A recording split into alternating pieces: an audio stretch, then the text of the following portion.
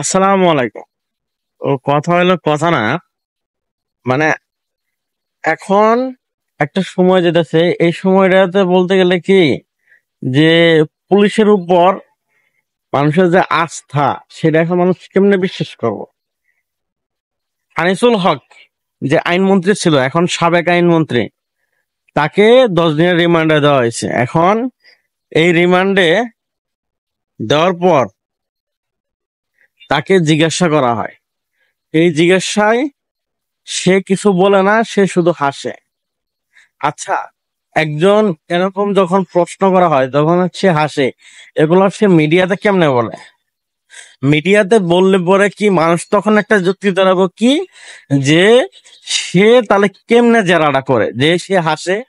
যেমন নুরু, পার্থ, বিবিনুর, এদের যখন রিমান্ডে নেওয়া হয়েছিল এরা সোজা হয়ে দাঁড়াতে পারে না, মানে এমন অবস্থা। মানে সে আদালতে ধইরে তারা নিয়ে গেছে, সে হাঁটতে পারতেছে না। আর এদেরকে রিমান্ডে নিছে, তারা নাকি জিজ্ঞাসা করলে শুধু হাসে।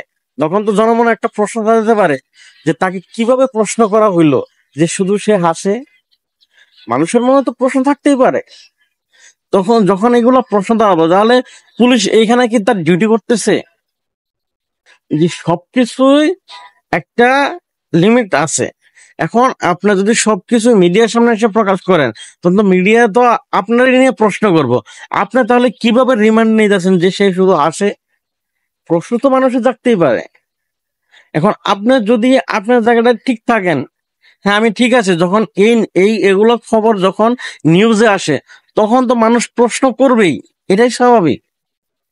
এখন এই কিছু সংযত রাখতে হবে, যে সবকিছুই আমার মিডিয়ার সামনে বলতে হবে না।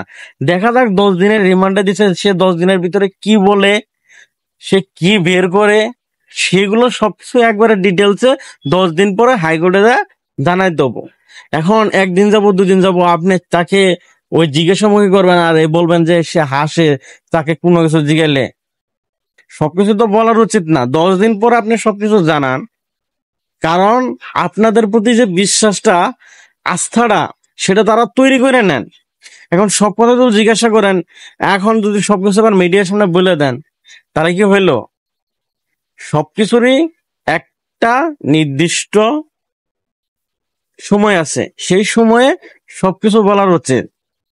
এখন শুধু যে আসবেন আর বলবেন, তাহলে তো মানুষ ওই আগের পার্থক্য খুঁজবো, যে 17 বছরও ছেলেকে রিমান্ডে নেওয়া হয়েছিল, 16 বছরও ছেলেকে রিমান্ডে দেওয়া হয়েছিল 5 দিন, অথচ তারা হাঁটতে পারে না, তাদের মুখে জখম, তারা চলতে পারে না, তারা তো হাসপাতাল তো দূরস্থান। তাহলে তাদেরকে কিভাবে রিমান্ডে দেওয়া হয়েছিল? ওইগুলা ছেলে মেয়েদের, বিপিনুরদের, তাদেরকে তো রিমান্ডে নেওয়া হয়েছিল। তাহলে তারা হাঁটতে পারলো না কেন? তারা তো হাজতে বলছে যে তারা হাজতে কান্নার শব্দ শুনছে প্রতিদিন, যে কিভাবে কান্না করতেছে রিমান্ডের কারণে।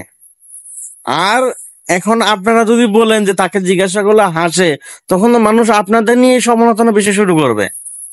সো সময় যাক, তারপরে আপনারা বলার চেষ্টা করেন।